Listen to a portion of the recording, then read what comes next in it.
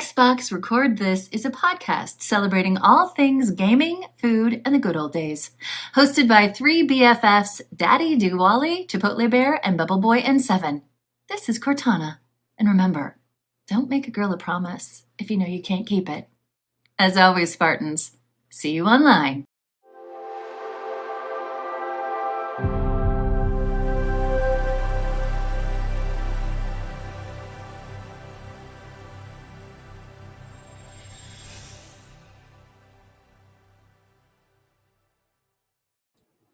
Oh, hello. Daddy Diwali here, and welcome to Xbox. Record this episode 70. That's actually sick, Daddy Diwali here. We can talk about that later. Joining me, as always, is also the sick and full of viruses and poxes assistant to the co-host, Bubble Boy and Seven. How are you, my friend? I'm hoping to kick this soon. It seems that there is no timeline for shingles. It's like it could last a week or months or even a year. And yeah, so I'm just over it. Like is it the worst pain ever? No, but it's just annoying. It doesn't go away. So, All right. but happy to be joining here it. because this will take my mind off of it for a while. Yeah, hopefully me too. And joining us as always, the assistant to the co-host, Chipotle Bear. How are you? Not sick. I am spectacular compared to you fellas because it is September 1st, which means in the Martinez household, it's officially spooky season. I have my pumpkin beer. We got pumpkin cereal behind me. We are ready to go. This weekend, we're decorating for Halloween. I kid you not. My 7-year-old was like, "What are we doing for Labor Day?" She was like, "Can we decorate?" Yes, we can, baby. So that is our Monday plan. So I am great, man. School has been going much better. I'm still very tired, like sleepy, because I'm not getting a lot of sleep. But going really well. Excited to be here to talk about some games. Got some great news this week. Very nice. Wow, you've heard it here first, folks. He's already decorating for Halloween 2 months out. I don't even think I decorate 1 month out for Christmas. So congratulations to the most spookiest man of them all, Chipotle Bear and his family. Yeah, guys, I got sick last night. I felt it come on. My kids have been sick all week. I've been fighting it off, and I was like, I think I dodged it. And then sure enough, I felt it come on down. I could just feel it last night as I was going to bed, started sneezing, didn't feel well, woke up this morning and I was like, oh, this is not good. Made it to work. I had to get these bus passes to a student. And then I was like, Sandra, I'm getting the boop out of here. I can't do this anymore. She stole a nice Binax Now COVID test for me on my way out from the nurse's office.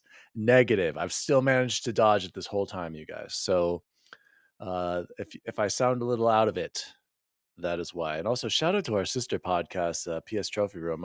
Joseph was also sick just like me this week, but I didn't listen to all of it, so I still need to finish it. But if he powered through, I'm going to have to force myself to do the same. So let's jump into it. Our favorite part of the show, shoutouts. Huge XRT shout out to Horrorology Park on YouTube. Jose, this was his favorite comment of the week. He said, referring to the story of the, "Oh, you really needed that one, didn't you?" story that we shared from Sacred Symbols last week. He said, I just say, "You're damn right I did, old man. Don't slip on the peeps and break a hip." And then he would walk out. So shout out to Horrorology Park's comment. What are the peeps? What does that mean? I wanted to ask that though.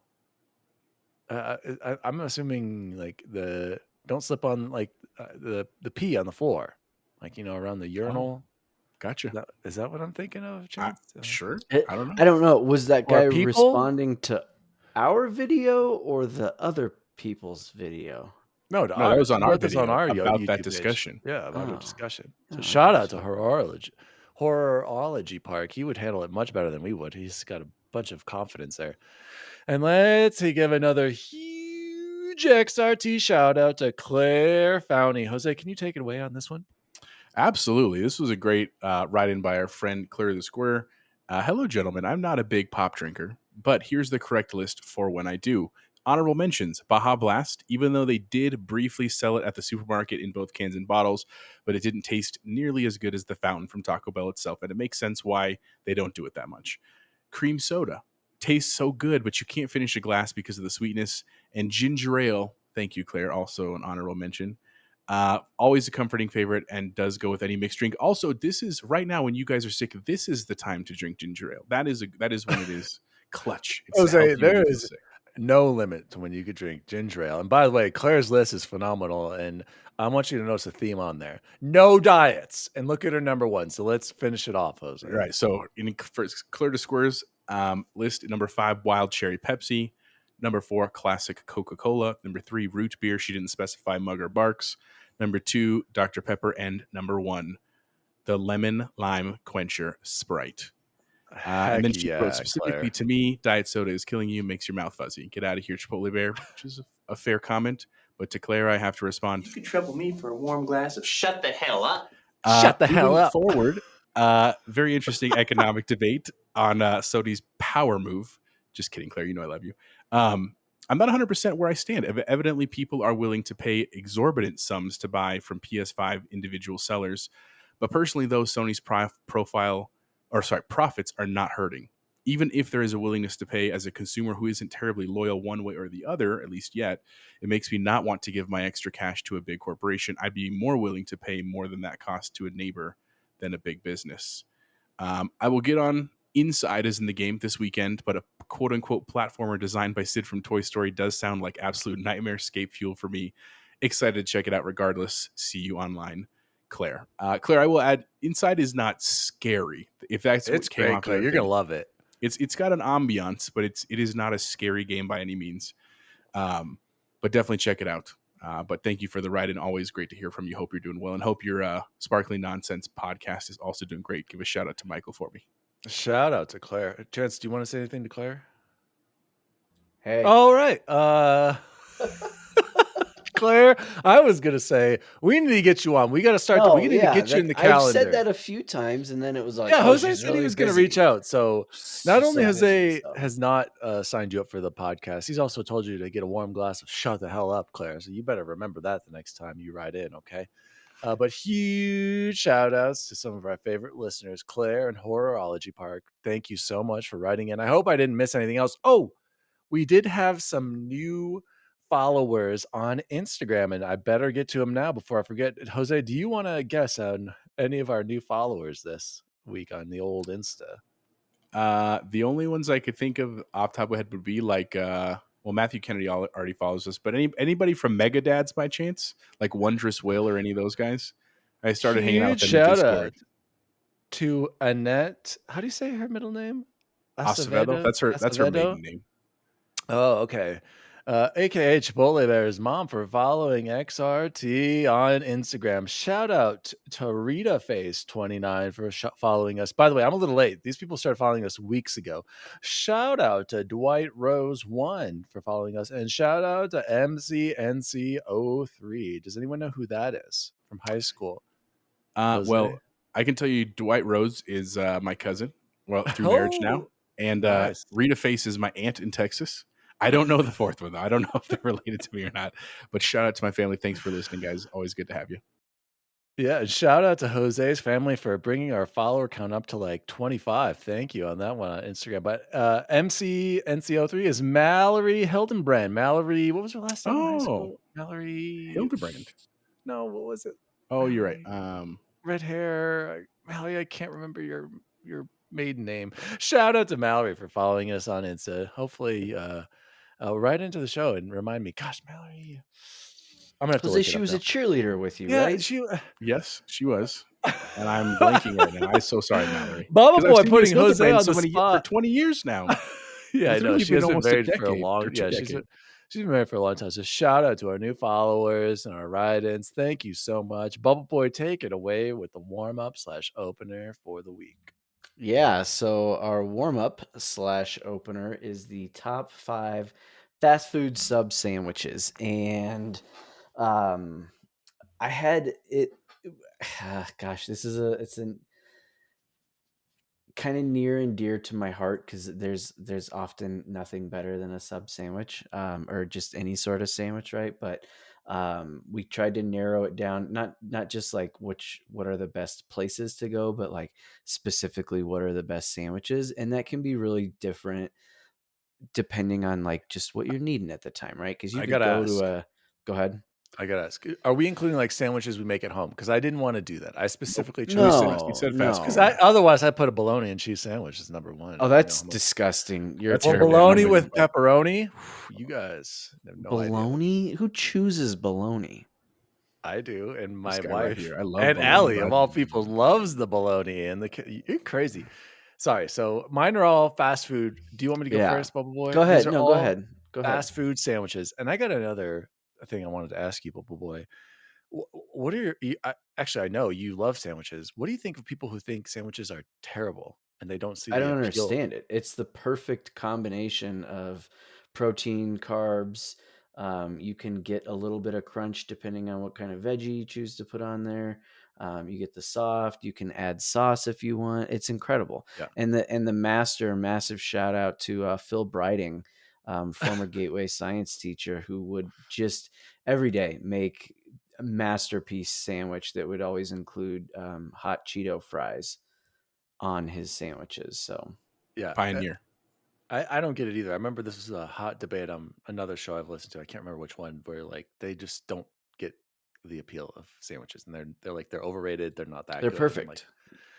I think they're pretty dang delicious. There's so many combinations. So let's jump into it. Here is Daddy Diwali's definitive XRT top 5 fast food sub/sandwich. Well, mine are mostly subs. I kind of Subs was the Yeah. assignment. If you Yeah, have a okay. sandwich that sneaks in there, we can allow it. These are all subs. So number 5, and this is kind of vague, but I couldn't narrow it down to one. I guess Jimmy John's, but I said any turkey, bacon, and guac kind of combination of a sandwich. No matter where you go, if you get something like that, absolutely delicious, especially with that guacamole. Am I right, Chapo?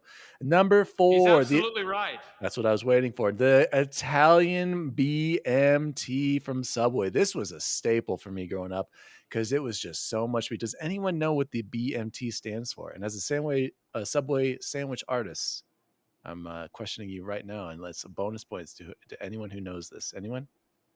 Nope. It stands for bigger, meatier, and tastier. Everyone thinks it stands for something else. That's the BMT, and it, of course, has salami, pepperoni, and ham. I believe is what the combination is. I can't remember if it has turkey Is on it it or ham? bologna. I'm pretty sure it's ham. I'm pretty sure. Look it up. And then number 3. This one is kind of random, but this is a turkey and bologna sandwich from Lock, Stock, and Barrel. Lock, Stock, and Barrel is one of Allie's favorite sandwich places out in Hermitage, Pennsylvania. And I gotta say, it is I've amazing. never heard of it. Yeah, it's like a small, family little sandwich spot, but it's delicious, guys. Like when you order a large, I'm not kidding. It's like this big, Jose. It's just the big old, long. That's what There she we go. said. I'm not exaggerating. Like you get a half, that's like a foot long at Subway. It's crazy. Whenever I go there, I'm like, I got way too much sandwich. So number 2, and this one I'm sad because there aren't many Quiznos around. But guys, if you've ever had this, the Quiznos Baja Chicken is incredible. It makes me want to go out and buy one right now. I'm thinking about maybe going there tomorrow and getting it for lunch or dinner. Shout out to the Baja Chicken. I believe it's chicken, barbecue. Yeah, grilled chicken, bacon, melted cheddar, onions with barbecue sauce, smoked chipotle mayo, and it's toasted. You guys, I'm telling you, this sandwich is incredible. If you haven't had it, Dan, go check it out. that Quiznos still over there on Union I by don't the think it Wendy's? is. No, I don't think it is. I'm pretty sure I just Googled Quiznos. No, they're all far away, all in Denver. What? Yep, closed. And then number 1, shout out to Joseph over at PS Trophy Room because he also mentioned this. And then when Allie picked it up the other day, I was blown away. Jersey Mike's Philly cheesesteak. And I mean, you can put Philly cheesesteak from anywhere. There's a reason why these are so freaking delicious. I still need to go to Taste of Philly. Shout out to Jose for telling me about that. Needed to go there. Need to get it. Love me some Philly cheesesteak. Who would like to go next? Chance, you want to go or you want me to go? Yeah, no, I'll go ahead and go. So I had, and I don't know if this counts or not. And Daniel, you didn't have it on there, so you either haven't been here or it didn't count for you. But I put it as honorable mention because I've never been to this place and it was in any way fast. It always takes ridiculously long, but that's Chiba Hut. You ever been to Chiba Hut?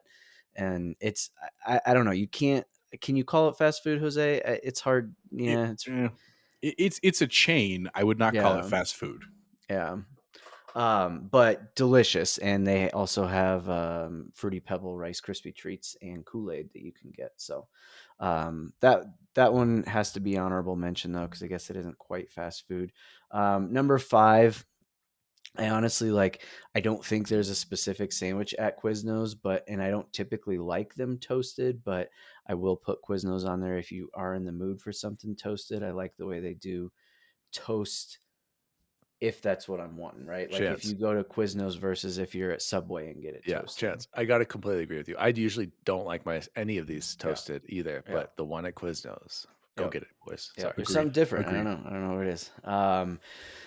Number 4, and I feel bad about this because, and as Daniel said it was a staple growing up, especially for like wrestling and stuff. Like that was just all we would eat. But the, of course, bigger, meatier, tastier Italian from Subway, add some of that Southwest sauce to it, get all the veggies. Shout out to the Southwestern Chipotle. Yep. What Southwest sauce? A little bit more of that on there.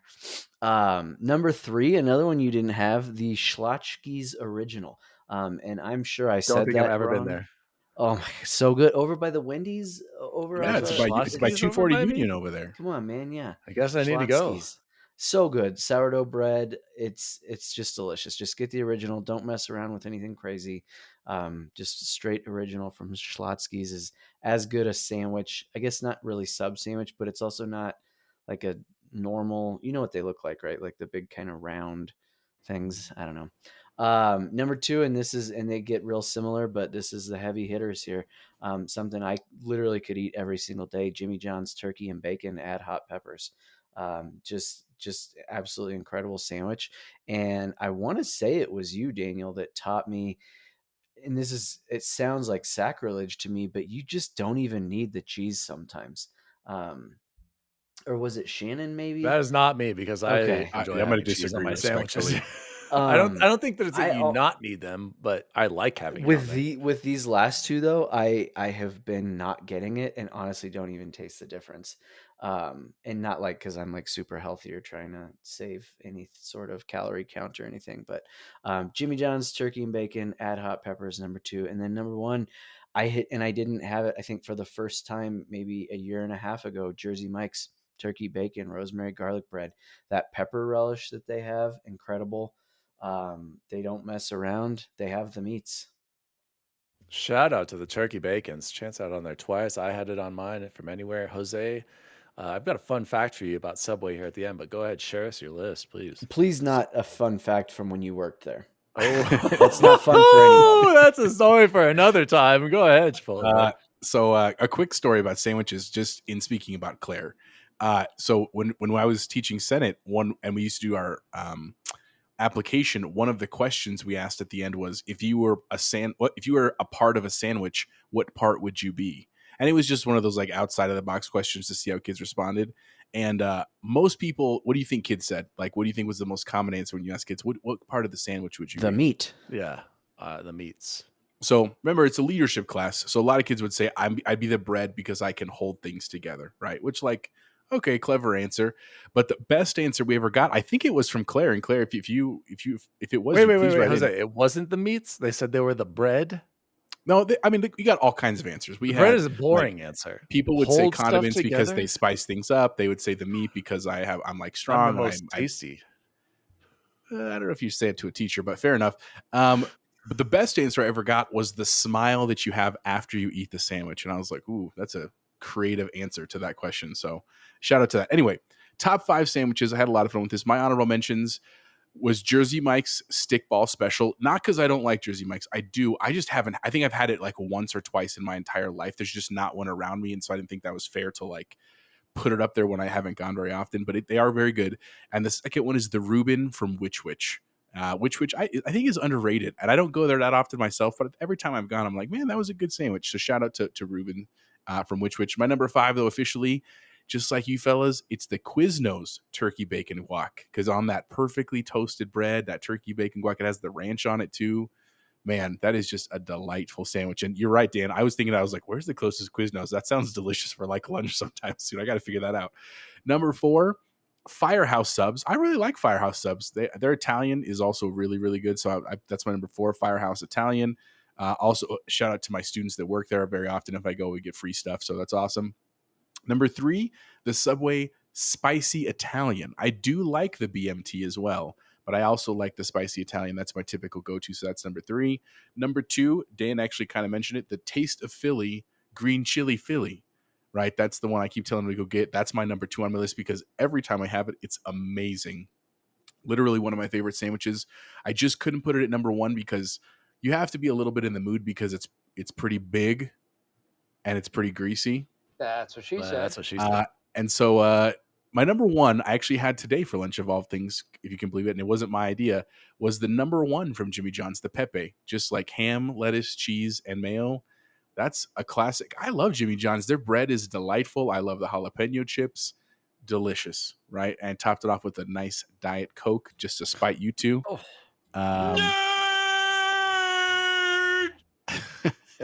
That is my top 5 list. That was a great warm-up, Chance. I love that one. Yeah, great list here. And just to follow up here on the BMT, because I was totally correct. Why is it called the BMT? Subway's best-selling sandwich, the BMT, short for biggest, meatiest, tastiest, contains, like I said, pepperoni, salami, and ham. The name originally stood for the Brooklyn Manhattan Transit. So that's the BMT. So the spicy Italian, fact. Jose, is just pepperoni and salami, which are, by the way, salami, also phenomenal. Give me a Delightful. salami, ham, and pepperoni, or no, sorry, salami, bologna, and pepperoni. Man, I you are need to know who missing out. these psychopaths are who don't like sandwiches. Dude, I remember You don't a want lot to of people associate with wrote them. in. I don't know if it was on Defining Duke or something, but a lot of people writing on like sandwiches suck, overrated. And the bread. I think Mr. Maddie doesn't like sandwiches. I think he hates them. He thinks they're a waste or something. Yeah. Yeah, he's not coming to our show just because of that. No, I'm just kidding.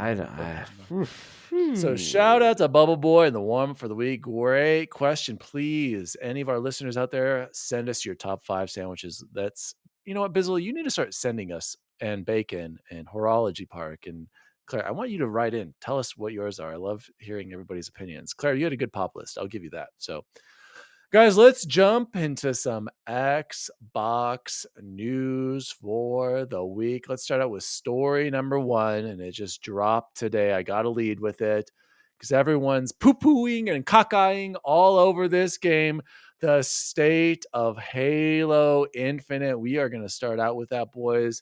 I'm going to read a little bit from the article over on Seasoned Gaming. Shout out to Ainsley Bowden, Porsche Power over on Twitter. We had a little chat on the state of Halo Infinite on Twitter today, and I'm going to use his article. But here's the summary. Basically, let's begin with Fall 22 and shift into content delivery. And this is from his article again over on Seasoned Gaming. The core focus for the team in terms of content delivery is what they refer to as seasonality. That is delivering meaningful content every season on a faster cadence than before. Well, okay, you're going pretty slow, 343, but all right. And then, so here are the 4 tenets: was infinitely rewarding gameplay, player experience goals, personal and welcoming, competitive and fair, stable and high quality. And then with the seasonal approach, here's the roadmap that was shared, you guys. So starting November 8th, and I can't remember, I think they pushed it back a little bit, if I'm not mistaken, the second season here, which is just never ending. November 8th through March 7th. So that one will be a shorter season. We will finally have Forge beta, campaign, co-op over at network, and mission replay, a 30-tier battle pass, not a 100-tier, and new maps, detachments, and Argyle. There will be match experience beta. So from now on, we're going to be getting experience for how we play the match, not necessarily tied to the challenges that we're doing. A new game mode, Covert One Flag, A December event, Winter Contingency 2, and then January event, Joint Fire and Quality of Life improvements. And then here we go. Hopefully in March of 2023, I can't believe it's going to be 2023. We're going to finally get into a normal season length, March 7th through June 27th, season 3, 2 new maps. Arena and Big Team Battle. The new weapon, the M392 Bandit. It looks kind of like a DMR. New equipment, the Shroud screen. It kind of looks like you throw it up and you can't see through it. I think Valorant has something I thought like Apex had it. Maybe it's Valorant that has it though. Yeah, Valorant has something where I know they've thrown it up and you can't see and you go into it from what I've seen, but I don't play or watch much Valorant.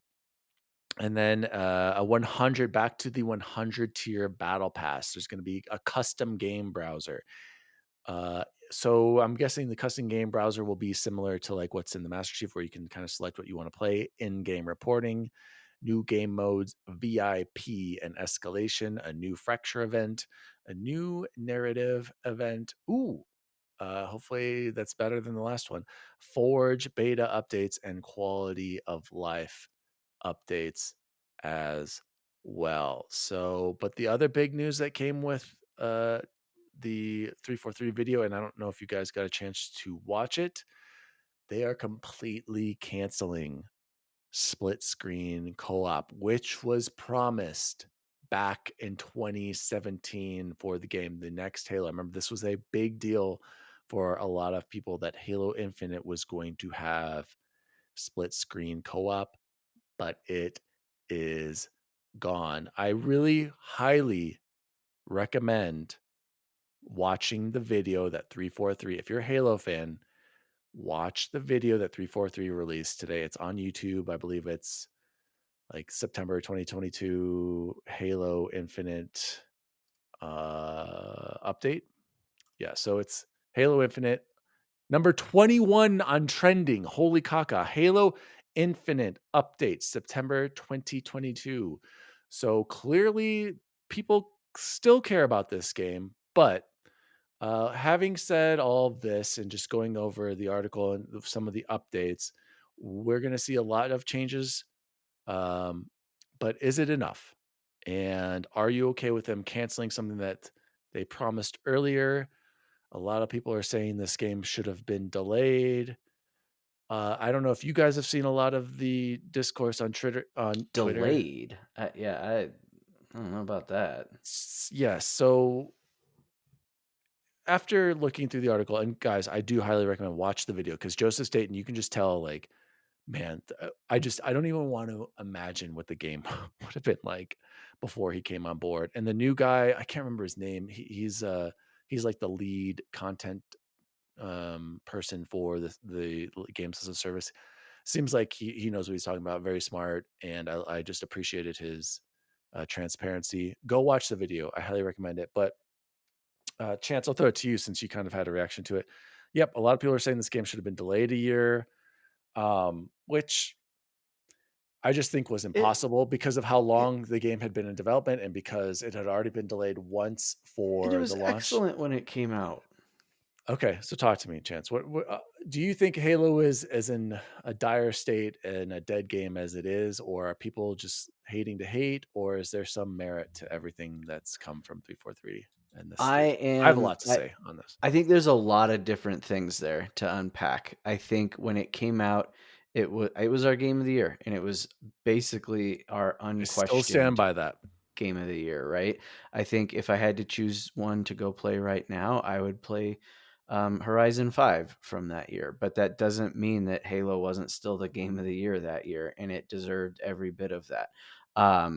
I am excited to see some of the Forge stuff, especially when that one screenshot had like the Toy Story one. It's cool. I love it when people that like you and me get to, well, not you and me, maybe people like Jose get to create content of their own that we can enjoy in mods and stuff like that.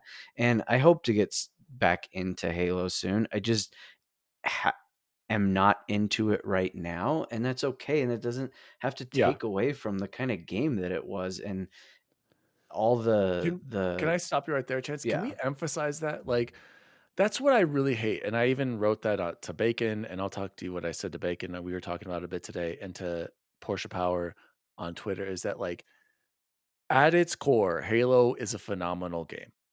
I would rather play Halo than Call of Duty than Destiny. Destiny's great too, than these other first-person shooters because of how it feels. But like you said, Chance, yeah, we loved it a bunch at the beginning, but just because we're not playing it now doesn't mean it's not a great game still. No, Or no. we don't always have to be playing the same game over and over and over and over again, constantly, all the time. It's good to take breaks, and it shouldn't be this expectation that if you're not playing it all the time, then it's a bad game. Like, I kind of feel like that way, and Yeah. it's I would hate to be in the life of a streamer who just like Dr. Disrespect, you know, No or Z-Laner. disrespect. No disrespect to him, exactly. Like, I couldn't imagine if I was just sitting there playing Warzone for 6 hours straight. And granted, we did play a lot of Warzone, but Jose, we haven't played Warzone in forever. But does that mean Warzone's a horrible game? Some people are complaining about it, of course, but no. And it's good to go back every now and then. But like Chan said, just because we're not playing it now doesn't mean it's a bad game. We don't always have to be playing the same game every day.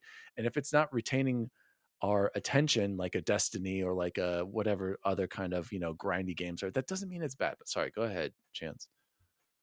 Oh, and then on top of all of that, how much did you pay for that game? Exactly. So $0. what could you be? I don't know. I don't get it. And I think of someone like all of our kids, right? So anybody who has kids knows, and when you were a kid too, Cora could watch that Zombies 3 movie 73 times in a row. And I'm not exaggerating in any bit, right? And that's because that's the greatest thing in the world for her. Yeah, Top she and I Gun are the same Maverick, in that way. right? It's a Yeah. great film. Top Gun Maverick, right? Probably the best movie any of us has seen in a long time. I think I could watch it 2 times in a I row, saw it 4 times in right? theaters. No, but not in a row, not back to No, back, right? no. You weren't playing 16 hour or watching Yeah. 16 hours of Top Gun Maverick. Your brain has evolved and developed to where it needs something else. It needs to change gears and switch pace a little bit. So, it's just a weird argument, especially to hear from a community like the video game community that seems to be pretty open minded. So I think it's weird. And am I excited about all the things you said? Yeah. Is it going to make me am I salivating for the next season? Not necessarily, because there's other things that I want to play, but will not take away from how great Halo Infinite was in 2021. Yeah. Before I throw it over to you, Jose, I want to talk or share the little conversation I had with Bacon on this, and he brought it up. So yeah, basically, this battle pass will be almost 10 months. Couch co-op was canceled. To me, guys, the couch co-op thing, I think it's a horrible look, and I think that's really lame. But does that really affect me? Not really. I haven't played couch co-op. I remember Mr. Maddie tweeted something like he hasn't done it in forever. It's, to me, that's not a big deal. But I feel for those people who are expecting that, and it's a horrible look. They shouldn't have promised it if it wasn't going to happen. But Forge is delayed. Story DLC is years away, and I responded to Bacon and I said I still enjoyed Halo more than any other shooter I've played in years. I feel like people are just whining and feeling entitled. Look at Destiny 2 at launch. It was trash. Look at it now. The game Halo Infinite needed more time and better leadership. Does this fall into Bonnie Ross? Jose, I'm going to throw that over to you in a second. She has clearly disappeared. I don't remember last time I've seen her talk about Halo since I couldn't even tell you. No offense. I mean, that Halo document or that Microsoft documentary. Joseph Staten's been the one ever since he got hired. We're only hearing from him. And then Bacon said that he's just disappointed as a games as a service, and I get that. I just said that, it's just not fair the way Halo gets treated. Warzone had 2 maps for like 2 years. Destiny had like 6 multiplayer maps that you played for over and over and over again. It's their first attempt. It's going to take time, which they clearly messed up on.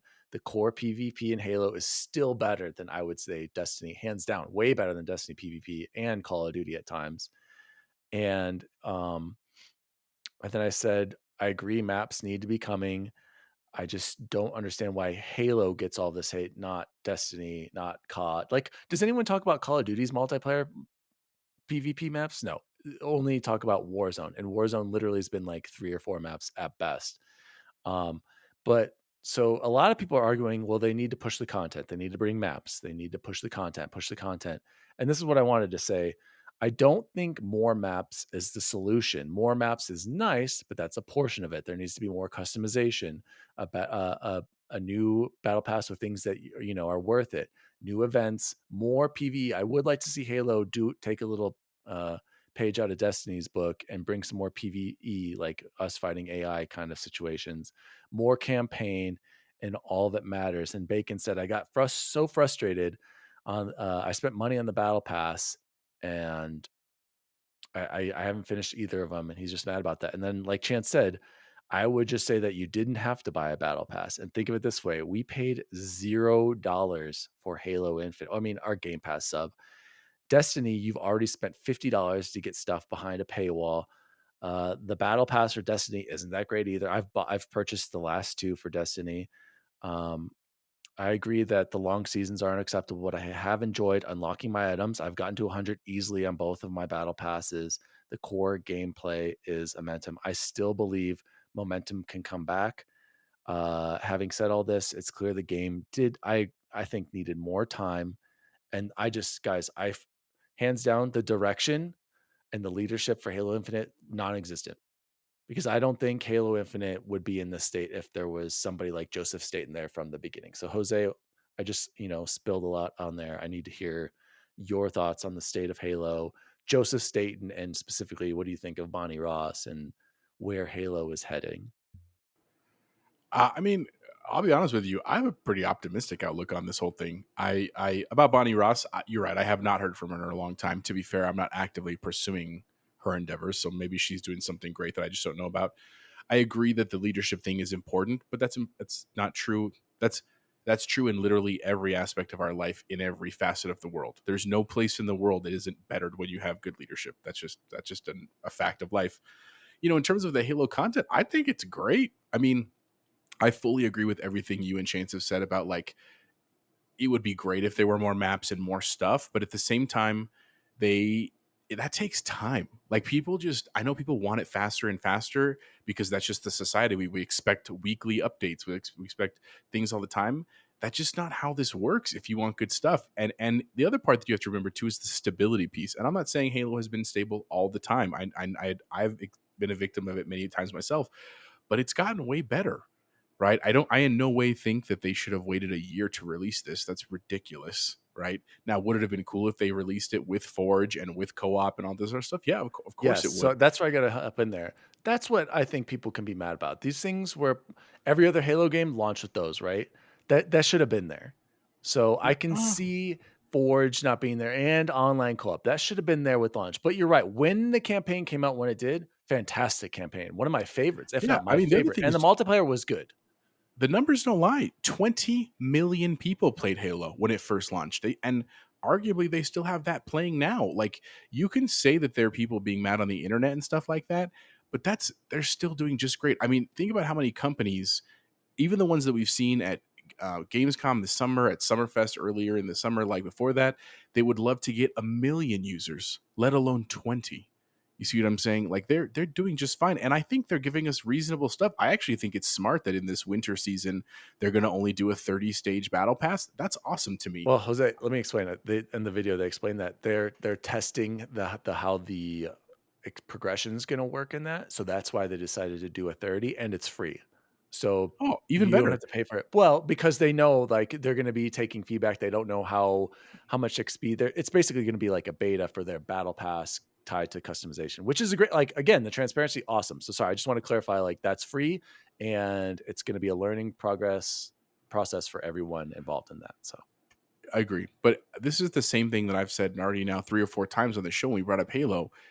If you want to talk about a game that is listening to their fans and listening to their community, 343 is doing that, right? And whether you want to say that's Joseph Staten, and it probably is to some degree, or Bonnie Ross, and it probably is to some degree, or just all of the team, and it probably is to some degree, name one other game where you actually hear that they're listening to the fans, where we said, we want to be able to customize and put different stuff on different armors. We just got that in the most recent patch. Now, it's not totally unlimited. There's still limits, but that's showing that. They want Forge, where they're working on Forge, right? They understand that means less maps, but then people can create their own maps, right? And so, like, I think they're playing this extremely well.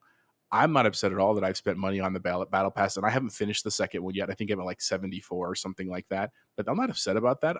Again, like Chance said, I want to play some other games first, but I'm going to go back to Halo, right? Like, even I know Snelling always says Nerdfest is dead. That's just because we're busy right now, but that will mellow out again, right? And we'll all get back on, and I'll be happy to level up in those to get 100 just in time, probably for this winter event, right?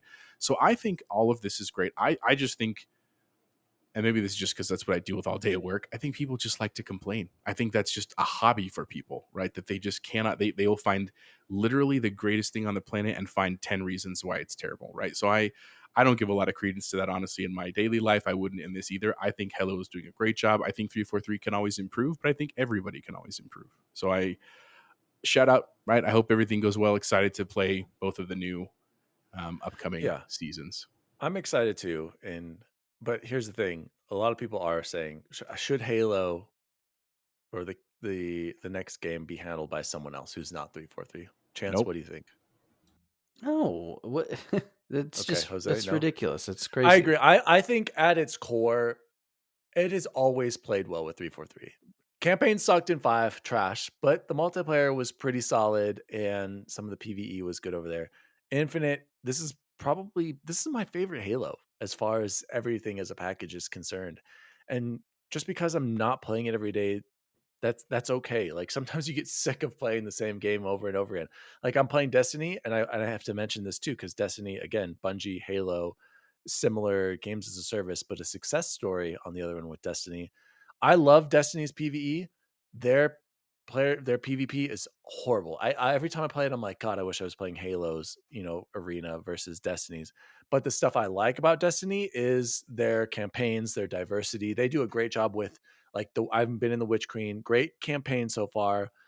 But what I don't like is I see the grind and how they hook you, and how, like, oh, get one of this to unlock this, get this to upgrade your power, get this, go over here and do one of these events to upgrade your power.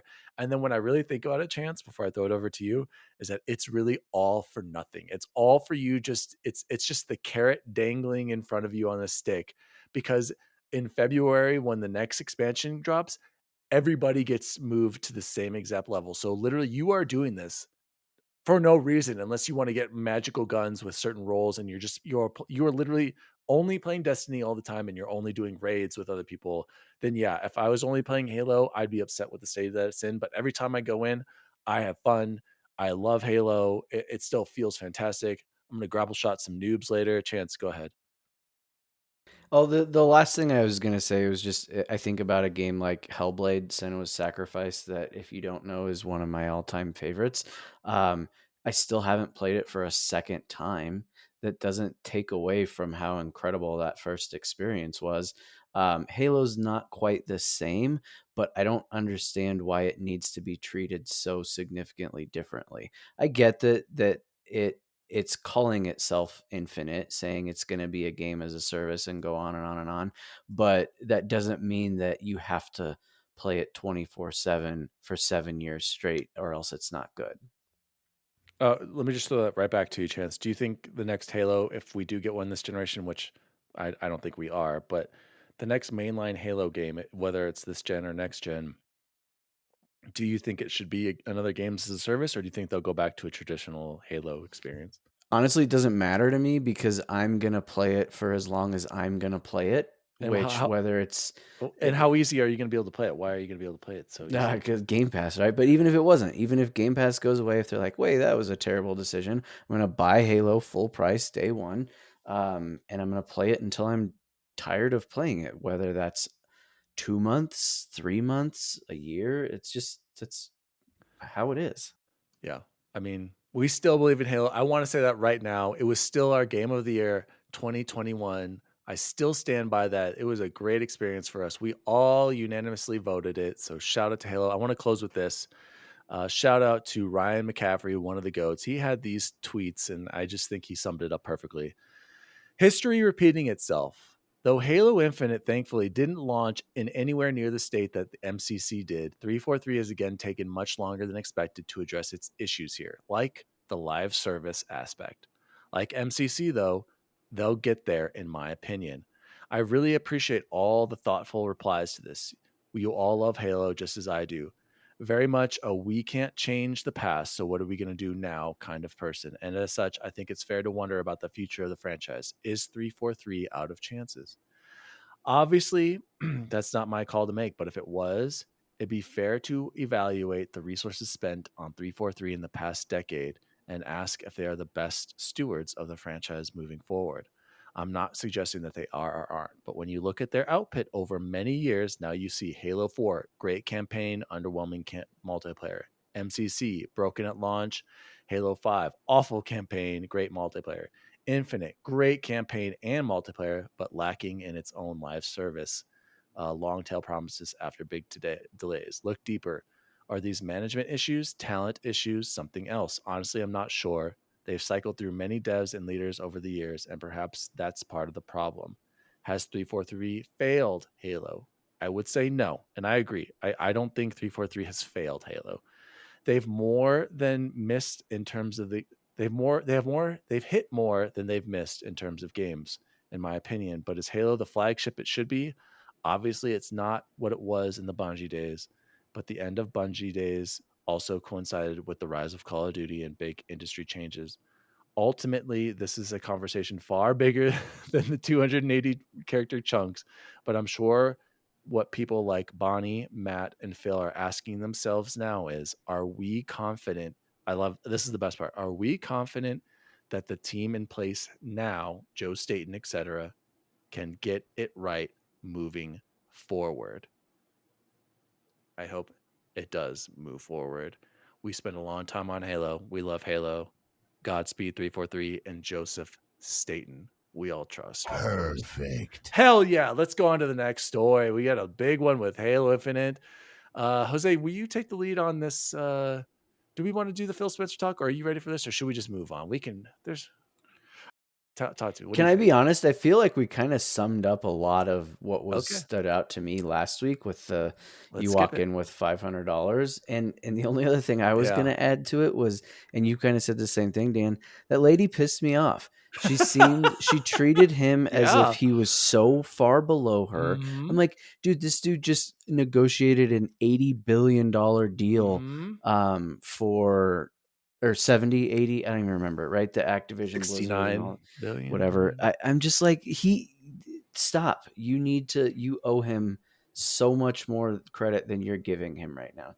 Yeah, Chappelle. I completely agree. The way she was talking to him, it just seemed like she just It was such a turnoff. I couldn't get not into it after informed, that. not like, she's this she I'm sure interviews a bunch of big time business leaders, but it's like, oh well, you're the head Just of her head of face the IT. whole time. She's just like, Are you really like yeah, this I is a agree. toy. Jose, Games for kids. quick thoughts on what Chance just said there about the I mean, interviewer I did not get specifically from nearly as Bloomberg. offended as you two on the interview. But And then the best part, and because then he came back with like his It's over, Anakin. I have the high ground. that was awesome. Shout out to Claire. 2 points I just wanted to mention from the interview that I thought were notable, worth to people who don't watch the interview.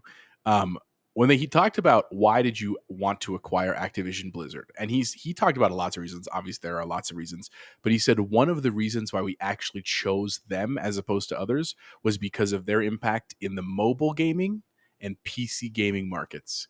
And I just think that we're seeing a lot of that, obviously, with Game Pass and now PC Game Pass and like the whole online streaming thing. Like, it's Tencent. very clear. And shout out to Joe on the Trophy Room, because when he was on our show, he said the same thing. It's not about the boxes. I know it feels like that right now, but we're only probably a couple generations away from it just being about the games, the services, right? And Microsoft sees that future, and clearly they're doing really well with it. So I just thought that was very forward thinking and honest, which I appreciate. And to be honest, and then we're going to talk a little bit about some of that here coming up in our next article. I feel like Xbox has done a great job being really forthcoming with what their plans are regarding a lot of these acquisitions and stuff. The other quick thing, and then I'll pass back to Dan. A notable thing, and just because I like to highlight this when this shows up in our article, stuff about EDI, equity, diversity, inclusion. He talked about, like, she asked him the question about, like, when you bought Blizzard and Activision, were you concerned? Are you concerned about a lot of the stuff that they were dealing with, right? A lot of their really inappropriate and not okay conduct regarding their employees. And he said, absolutely. he goes, but he was in his response to that was essentially, look, as we acquire this, as we Didn't she say like, is Bobby Kotick gonna be still there? Like, didn't she directly ask him that? And he was like, Yeah. how She can I said, answer that? can't Like, yeah, we don't yeah, own Activision yet, but thanks for asking. yeah. Okay. Yeah. Sorry, No, go ahead. but he at one point she said, "What is your vision for this moving once you own it?" And he said, "Look, we have had a firm belief from the beginning that we want our team to reflect our customers." And what he was essentially saying is that we know that our customers come from every walk of life, from every gender, from every ethnicity, from every level of like economic status. We want that to be on our team too. We don't want it to be all a bunch of white guys. And he said that specifically. We don't want it to be a bunch of all white guys that think they know everything. We know that's not the case. And I think they've already done a great job with that. Shout out to their executive team that we've already seen so far. I just think that's a really notable thing to say. And again, they didn't say it in that moment just for the press. They're really trying to live up to that and keep it on. So I just want to give a shout out to that. And again, it is a great interview. It's 20 minutes, which, that's not that long. Yeah. It seems that long to watch that on the internet, but it's a great interview if you have any time to watch it. Dan? Yeah. I agree. It's definitely worth your time to watch. Just ignore the horrible interviewer who's talking down to our Lord Phil Spencer. Bubble Boy, take it away. I want you to talk about this next story about Sony and Tencent. Good old Sony and Tencent increasing their shares. I've bought over 30% of Elden Ring developer FromSoftware. Oh, Yeah, Jay and that Bizzle's favorite developer, that's for sure. Yeah, right. And I think again, it goes back to that Embracer Group stuff, and what does this mean? And will Elden Ring 2, will it be a console exclusive and stuff? And it's just interesting to see what's going to happen, right? And so this next big acquisition wasn't even an acquisition, right? And so the article that I pulled was from Ryan Leston on IGN, and I'm honestly not going to read a ton about it because I think what you just said is what needs to be talked about, right? So Sony and Tencent bought over 30%. I think Tencent had like 16% and Sony had like 14%. And maybe, just maybe, it doesn't have to be anything yes, it's newsworthy, but it doesn't have to be like a crushing blow to Microsoft fans. It doesn't necessarily mean that we're not going to get Elden Ring 2 on the Xbox. It just means that they like money and they saw something that was an incredibly overwhelming force in this, not even just the video game industry, but the entire pop culture worldwide phenomenon. And they were like, yeah, we went in on that. And so I'm hopeful that it's not going to mean that we can't get Elden Ring 2. I don't think that that's what it will mean again. I just wanted to know if you guys had any thoughts. Like, were you scared? Joseph and Kyle, of course, as they always do on the Trophy Room, did a really good job explaining it too. But just curious what you guys thought. I think FromSoftware would be insane if they didn't release this multi-platform again, because this was a smash hit across all kinds of consoles and platforms. And if they limited it just to PC and PlayStation, we'll say, I think that would be a huge mistake. And they have no reason to limit it to one system. But do I think this, like Joseph has been arguing, is this going to be a Bloodborne 2? Sure, maybe. I still haven't played the first. Still waiting for that to be patched or fixed or upgraded or do a remaster of it. But yeah, I think they're 60 FPS is coming, but yeah, and I think Joseph said, like, are we going to see like more advertising with PlayStation now? Probably, but Tencent's owning a larger share of it. So Tencent sees the investment potential of the studio as well. So I mean, and the thing that I thought was crazy, because you've talked about it a few times, Dan, and Joseph and Kyle mentioned this, was that the company that owns FromSoftware, and I forget what the name is, but it basically sounds like cat cow, right? Yeah. Like 5,000% return on their investment from what they bought it at, or what they paid for FromSoftware, and now what that's worth. Yeah. And as a fan of video games in general, you just got to think, how cool is that, right? It's something that it's not going away. It's not a dying medium, despite that interviewer's terrible approach to Phil Spencer. Yeah. And before I throw it over to Jose, also, I think this ties along to what the Phil Spencer interview, he also was talking about how he thinks we're going to see less and less platform exclusive games. So, I mean, hopefully, yeah, you literally will be able to pick our Elden Ring on whatever platform we choose, and we'll be able to have cross-play, cross-save, and that's just going to be the world we live in, and less exclusives, more of a, you're just like, kind of like an Android versus Apple, like all the apps are available and everything, but you just get to pick your hardware that you want to use it on. So, Jose, any closing thoughts on the Tencent, Sony investing in FromSoftware? No, I was essentially going to say what you were. The truth is, the reality of the future is that it's, when companies are buying stuff like this, they're looking for money. Like Chance said, that's why they're doing this. And the best way to make money is to release it to as many people as you can, which means not creating console exclusives. So I think it's very unlikely that's ever going to be the case. I also think this is a huge win for FromSoftware. Like, good for them. Like, they have put so much work and creativity and effort into making these games. And granted, they have a huge cult following. They have a huge like mainstream following. But that this is awesome to see that people love it so much that they're investing more. And Kadokawa said that they're still going to plan on double down. They're going to double down on creating their own, like more of their own IP. So this, if anything, is just fuel to make more amazing games like a remaster of Bloodborne or a Bloodborne 2 or some other cool new IP. So it's exciting, man. I think this is really just great stuff. And also, since we bring this up from time to time, this is just bringing more legitimacy to the industry, right? Like, the more you hear about this stuff, that like gaming is not just a hobby. It is that, but it's also this much, much bigger economy around the world. So very cool.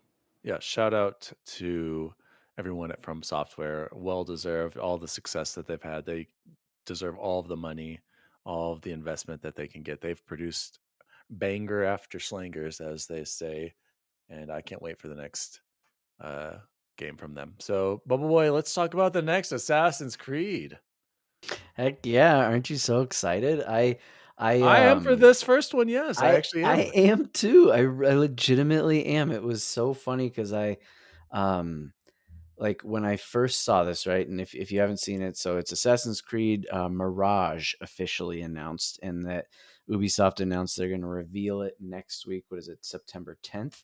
And at first I wasn't even listening because I was like, oh, this is that stupid like live service Assassin's Creed that I want nothing to do with, and Valhalla was so overwhelming, and I'm just like, I was like falling asleep, like starting to listen to it, and then they were like, no, it's back to basics. It's old school Assassin's Creed, right there. And when you look at the picture, it looks like Altair, right? Like, I know it's that's probably a terrible generalization, but it physically looks like a back to basic Assassin's Creed. And they said they're not revamping the combat; they're going back to the old school combat that was a little more like Arkham Knight or Arkham Origins and stuff. And so I didn't see this coming. Maybe I missed it completely. I had no idea there was going to be a thing such as Assassin's Creed Mirage.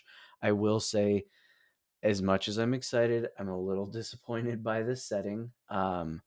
At first glance, I'm sure they can do a lot of really cool things with it. But I was really hoping for something like we've talked about before, that they didn't go in a direction. But how are you guys feeling about it? Wasn't the rumor that they were going to go something Aztec? That's what I was preparing That's for. what I thought. Like, that was Central America.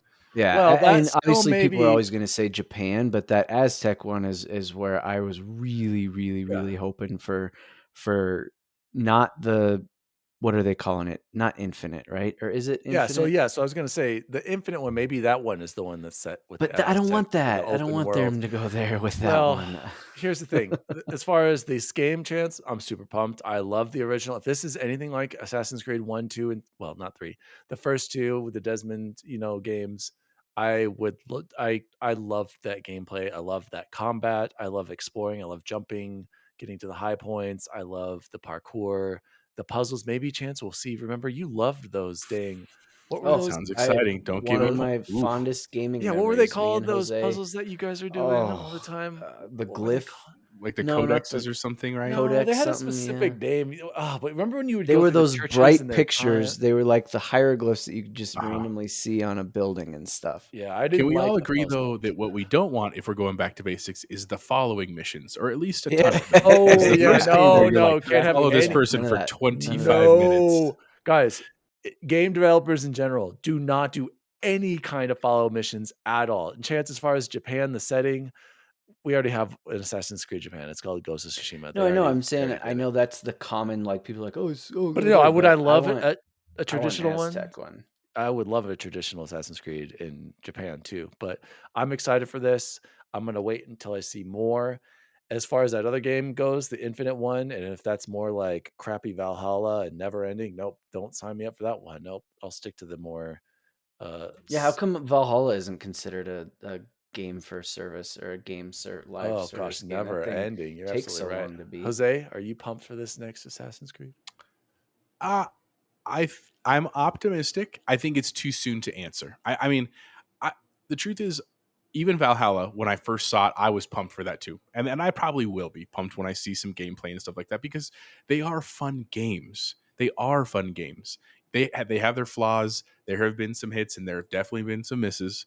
But it's at the end of the day, I want them to succeed. The idea, the concept of Assassin's Creed is a rad concept, and clearly it's a formula that works. It's just about finding the right components and assembling them in the correct way. And so, all I can say is that I hope that they learn from some of their more recent misses, and they're able to do it in a way that's exciting. I mean, I think it's smart to kind of go back to basics to a degree, but what I don't want is just essentially like an Assassin's Creed 1.5 or 2.5. Like, I do want some kind of new story or mechanic, and that was the other challenge I think that they ran into. That's not inherently, I mean, it is their fault, I guess, at the root, but with the whole Desmond story is awesome, but it was finite. It had to end at some point because of the way that they set it up. And so if you're going to build this like infinite quote unquote system, how do you do that with a meaningful two-part or a story that takes place in two generations? You see what I'm saying? So I don't know. We'll see what happens, but I do get excited seeing Assassin's Creed news. We'll see what they can do. All right, let's close out Xbox news with our favorite segment. New games with gold for September 2022. I went over to the Xbox Wire from the IGN article that Chance brought up. This is coming from Dan Hickey, Marketing Program Manager, Xbox. Guys, we will be able to have to download 4 awesome games this month, starting with Gods Will Fall, available September 1st through 30th. Double Kick Heroes, available September 16th through October 15th. Thrillville, this is an Xbox OG Xbox game. It's about, I don't know, it looks like a theme park simulator. And then Portal 2, this is a great one. Make sure you download this one. September 16th through September 30th. This is also the end of the line for 360 games coming with games with gold. Rest in peace to one of the probably the greatest Xbox era, but I'm having good feelings about this series generation here, boys. Hopefully we can get some of that magic back here starting in 2023. Does anyone have any reactions to these games with gold? Yeah, I mean, Portal 2 is a super beloved game by tons of people. I played it, I liked it, didn't have a desire to play it again. Thought Agreed. it was yeah, really cool mechanic, right? Really unique. Just didn't, again, kind of like I had said when we were talking about Halo, and I mean, it's nothing compared to Halo to me, but I played it once and it was great for what it was. Do you think that they specifically, well, obviously they specifically chose it, but like, is that their way of saying like, hey, this is we're tying this ribbon off, like this is the bow on 360 on Game Pass, and this was the best 360 game we had? Do you think that's what they were saying? Or I think they're just like, I think that, did they not give this away already? oh, I'm sure, I think probably. No, I don't. I think they're just like, we got to end this, and this is maybe. I don't I mean, know. I think that's a fair thing. I don't know. Maybe it was intentional, maybe it wasn't, but it does seem like a way to cap it off, to say like, look, this is one of the most beloved games from this time period. It's literally a classic by every sense of the word. Even people who don't love games know what Portal is, and they get some of the references. And so it's a good way to just be kind of sail it off and sunset the whole thing. Yeah.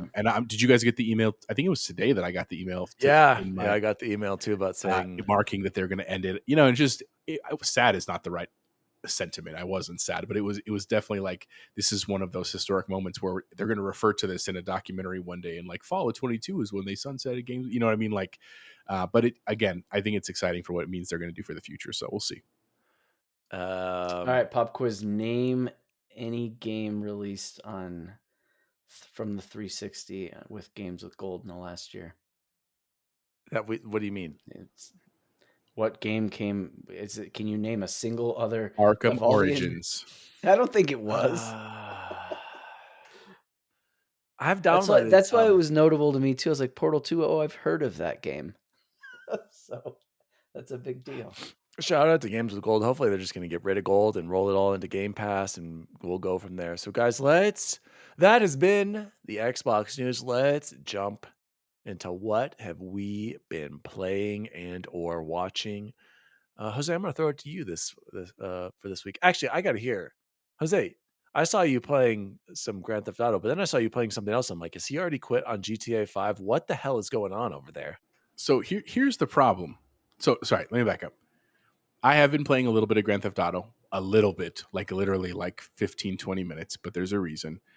And because the issue is that I cannot play this game in front of my kids, right? And so I get home from work, I pick them up from my mother-in-law's or my mom's house. We come home, we hang out for like 30, 45 minutes, and then I'm helping Victoria make dinner and do dishes and homework and bedtime routine and all that stuff. And then it's like 8 o'clock. And honestly, the last week I've been doing nothing but work because our homecoming week is next week. And so like trying to get all the stuff out. So usually what happens is I'm working or we're watching TV, and then Victoria goes to bed about 9:30, 10, and I have like 30 minutes before I have to go to bed because I need to get enough sleep. And so that's where I've been able to play a tiny bit of GTA 5.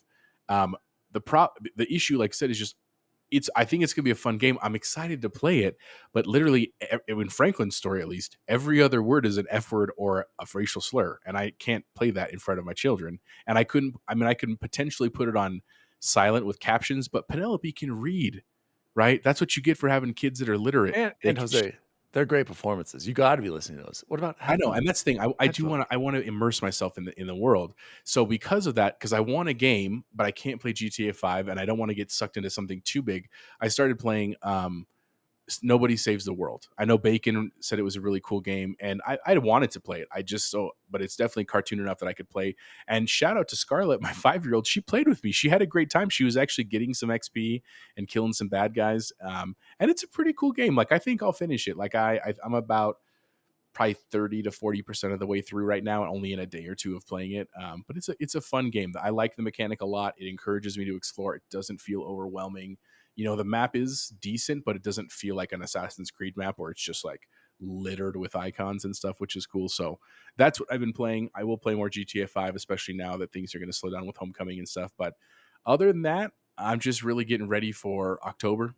Right, it's going to be a lot of gaming month. I might, if I get through GTA 5 with some time, I might go back and try to finish out my battle pass in Halo, just so that I'm totally clean slate for Gotham Knights, Callisto Protocol, all that kind of stuff. In terms of watching, Victoria and I have been finishing season 3 of Lock and Key, which is a show on Netflix that's adapted from a graphic novel that I really like. I think it's a really cool show. This is the final season. We have about 30 minutes left in the final episode. And then we've also started watching Severance because of Chance's recommendation. We're only on episode 3 of that, and I'm excited to kind of work through that. Other than that, man, I'm getting ready to start my Halloween run of horror films. There's a couple of new ones I want to add to the list. Over the course of the summer, I watched all the Annabelle movies, and they were okay. Like I think the scariest ones were General, Annabelle, and The Nun. Those were probably the ones that freaked me out the most, but the others were okay. And some of the devil made me do it and that kind of stuff, interesting stuff. So anyway, that's what I've been up to. How about you fellas? I'll go next, Bubble Boy. I finished As Dusk Falls on the XRT rating scale. I would say this is worth it on Game Pass, or maybe 10 to 15 if you're going to pay for it or less. I don't think it's an absolute must play, but I enjoyed my time with it. So did Pony, watching he was sucked in, making decisions with me. There's a cool mechanic, you guys, when you stream it, I mentioned this, where they can vote and they can like override your decisions. I think that's a very cool implementation. Chance, as far as I saw multiple endings, I also got 1,000 out of 1,000 on it. There's some crazy stuff that happens, and if you don't pick correctly, something can happen to one of the characters. And I've noticed a couple. I'm not going to give a spoiler, but I got an achievement that was a spoiler to like one of the other pathways, and I was like, "Oh, I guess that could have gone the other way." Like, I'm not going to say a ton, but yeah. I enjoyed it, so I recommend that if you want to play a cool movie that you interact with, go play As Dusk Falls. Also jumped into Destiny 2, started the Witch Queen with Bacon, but I've kind of already mentioned we are playing a legendary with just two of us. It's a little brutal. Some of these enemies are spongy as hell, and what you can only die once or and get revived. If you die again, it just restarts you from that checkpoint. So it has been a struggle. We could use a third Jose or Snelling or somebody who wants to play with me or play with us. But again, I already mentioned the carrot on the stick, the loot grind. Honestly, if you just don't pay attention to it and just play the campaigns for what they are, that's the best way to enjoy Destiny. Just play the DLCs and then have fun playing the missions. And then Jose, you'll appreciate this. Speaking of spooky season, I am going through a Resident Evil phase again here, boys. I've already played these games, but I am playing Resident Evil 0. That's right. You heard it correctly. Resident Evil 0 first came out, I believe, in 2002 on the GameCube. That was the last time I played it. And man, this game is hard. It's difficult because there's no treasure chest, so you can't your inventory is limited. I think it's cool that you can switch between characters, but basically you're not really switching as much as you think you would. You're sticking to one really. And then two, not having checkpoints is the worst part, you guys. I got Worst. so far into a part and I didn't save. And then this little cricket thing jumped on me. Billy Cohen just falls over and dies. I lost so much time and progress. That is the worst part about these games. But as far as the visually, the game looks great. Because you know how they actually drew and painted those backgrounds, that upscaled looks phenomenal. The characters look good. Cutscenes look like caca, but I'm having fun playing it. But I've learned a lot being like, man, I need to save way more and otherwise you're going to lose so much progress. After this, I'm going to jump into Resident Evil 4. I can't wait to see this. You're not going to wait for the remaster in March? You're gonna do it now? I want to play it now just so I remember. Both of this and 4, I haven't played since the GameCube, which is crazy to me.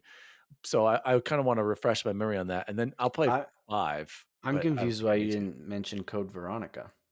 I did mention. I've mentioned Code Veronica before. I played that like a year or two I'm ago. saying just this, like in the last minute, you're saying, and then I'm going to jump into Code Veronica. Oh well, I mean, technically I should start with what I've played all of the remakes / remasters except for 0, 4, and 5.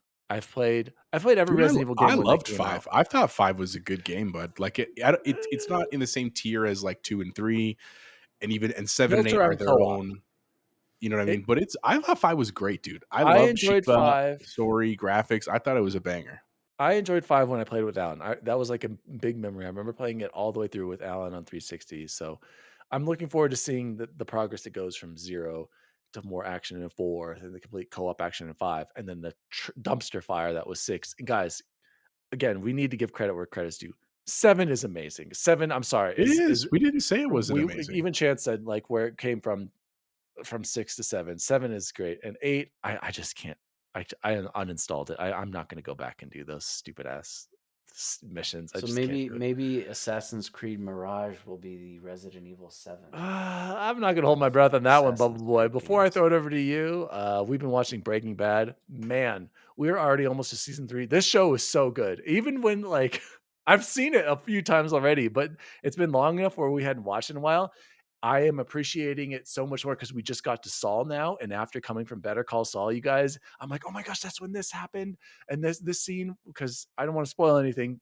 Go watch Better Call Saul, you guys. It is worth your time and money. All of it is on Netflix except for the most recent season. I'm sure you can watch it. I'm telling you guys, Better Call Saul, Breaking Bad, one of the greatest TV universes ever. Bubble Boy. Yeah, the shingles has been kicking my butt, and I literally just come home and fall asleep because it's just been rough.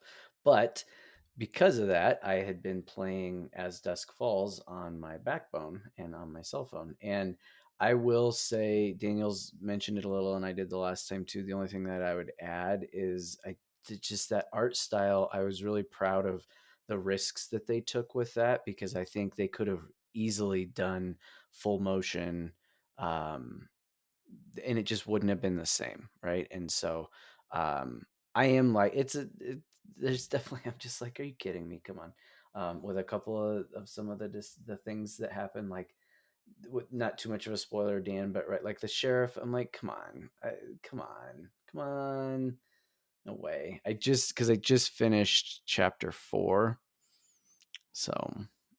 But when I say the sheriff, I mean like in chapter 2, right? Like it's like Sheriff's kind of forgettable for me. He's kind of a minor role to me, in all I honesty. know, I don't but know, I'm saying maybe. like the whole idea of like what, and he's like, I got a guy on the inside, like you're like, ugh, just it's stupid. But I'm liking it. It's Yeah. fun. And then I've finished the Terminal List. Not worth your time. Hard pass. Love Chris Pratt. Go watch Parks and Rec instead. And I'm almost done with season 3 of The Boys. If you're not into The Boys, on Prime Video, The Boys is incredible. And Ashley will never watch it with me. What I've tried to tell her so many times, and other people that don't like superhero movies, is I'm like, it literally is an anti-superhero movie. Not all of them, but the majority of the superheroes, they call them soups, are the bad guys. And it's because of all like the collateral damage that they cause. And that's how the whole thing starts.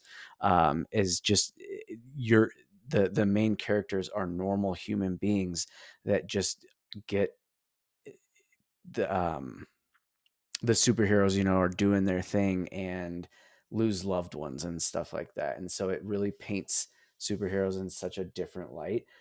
It is horrifically graphic. And season 3 just like takes it up to a point where it's like so graphic that it's almost like I don't even notice it really anymore. Are you watching it, Jose? Or have you I watched all finished it. 3? It's phenomenal. Yeah.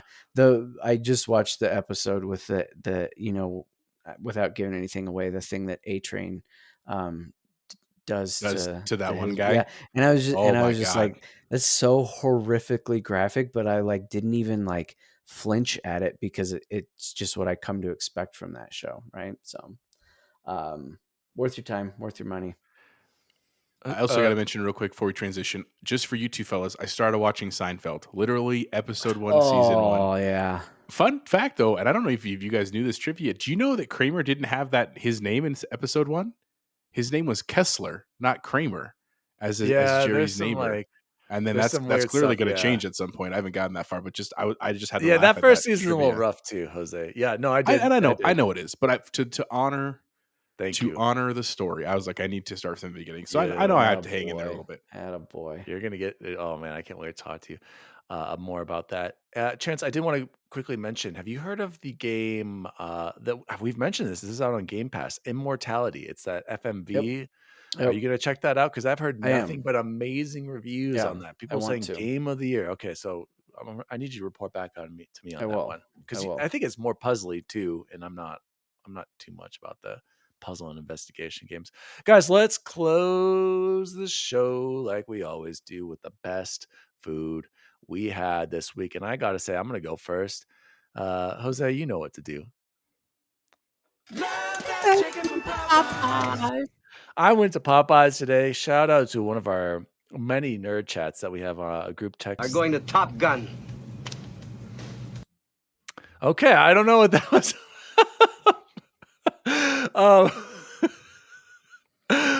Shout out to our nerd. You completely threw me off. We were all talking about chicken sandwiches and Popeyes, and I had to go grab one on the way home today from work. What just happened? I almost thought about getting it again for dinner, but I didn't. I thought I was going to get it at lunch and then go back to the Jewel and Wadsworth one for dinner, but I didn't, Jose. I only had add one spicy chicken to the list. And guys, I haven't had it in a while. It is so good. And I took my time, Jose, and I savored it. And oh my gosh, it's next level, you guys. So shout out to Popeyes. That was the best food I had this week. It's been too long. Bubble Boy, what about you? Oh yeah, let me jump right in. Jose, play it again. That chicken from Popeyes. Yep, just today. Had to do the Goose suggested dunking the spicy chicken into the gravy, which was just fantastic. Kind of tones down the spiciness just a little bit. I do have some sad news to report. The banana cream pie cake was hard pass. Hard pass. I mean, that's what Dano loves. He said 10 out of 10, and I love banana. I love banana pudding. I love like all of that kind of stuff. It it was just blah. But pro tip, because obviously I ate that in the car on the way home. It wasn't like what ended the meal. I got to wash that nasty banana cream nonsense down with the gravy soaked spicy chicken sandwich.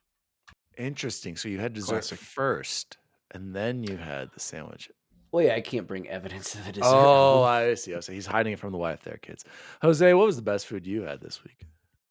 So just an honorable mention. We last Saturday we had fantasy draft with all of my family over at my house and ordered a bunch of Papa John's pizza, which we hadn't had in a long time. And the reason why we ordered Papa John's honestly was because we had points for like free stuff. But it was real good, man. I enjoyed Papa John's. I had it for love lunch Papa a couple John's. times Don't this let week. this I hater know. who's going to play Chance that clip not from a big South fan. He always Park. plays this clip from South Park. Not Papa John's. I don't want to go to Papa John's. You can't make me go to Papa John's. But the other thing actually was a homemade thing. So we went to my parents on Sundays, and my dad made homemade enchiladas and homemade tortillas, which, like, man, if you've never had that, like if you don't have a friend that's Latino or knows how to make that stuff, it was just delightful, man. So huge shout out to my dad for doing that. He's been working super hard at work, so appreciate the dinner as well. But otherwise, great week of food, and excited for upcoming meals as always. Well, gentlemen, this has been Xbox Record This, episode 70. We got through it. Thank you to all of our listeners for all those shout outs, those inquiries. We really appreciate you listening to the show. Please send us your favorite sandwiches, what you think about the state of Halo Infinite, and what was the best food you had this week. My name is Daddy Diwali. You can find me at Daddy Diwali across all social media. You can follow the show at Xbox Record This on all social media as well. Please slide on into our DMs. Chipotle Bear, where can people find you? You can always find me Twitter, Chipotle_Bear, or on Instagram at Chipotle Bear. Also, just want to give a quick shout out again to Claire. You know, no hostility there at the beginning. Just if you have a Totally second, meant it. go do listen to her podcast, Sparkling Nonsense, which talks about some cool social or pop culture stuff. So, Claire, you know, we always love you. Thank you for writing in. And as Dan said, send us your list. We love to hear what our fans, you know, agree with and that kind of stuff. You gave us obviously the high ground Anakin meme. So shout out to you and hope you're doing well. Chance? Find me in the infirmary. As always, sandwich artists, see you online. See you online. See you online. See you online. You two characters are going to Top Gun. For 5 weeks, you're gonna fly against the best fighter pilots in the world. You were number 2, Cougar was number 1. Cougar lost it, turned in his wings. You guys are number 1. But you remember one thing. You screw up just this much, you'll be flying a cargo plane full of rubber dog shit out of Hong Kong. Yes, sir! Xbox Record This is a podcast created by Daniel Walensik. You can follow him at Daddy Diwali on all social media. The assistant to the co-host is Jose Martinez, and you can follow him at Chipotle_Bear on Twitter. The assistant to the co-host is Chance Siegel, and you can follow him at BubbleBoyN7. You can follow the show at Xbox Record This on all social media. If you'd like to find out more about the show, visit xboxrecordthis.com.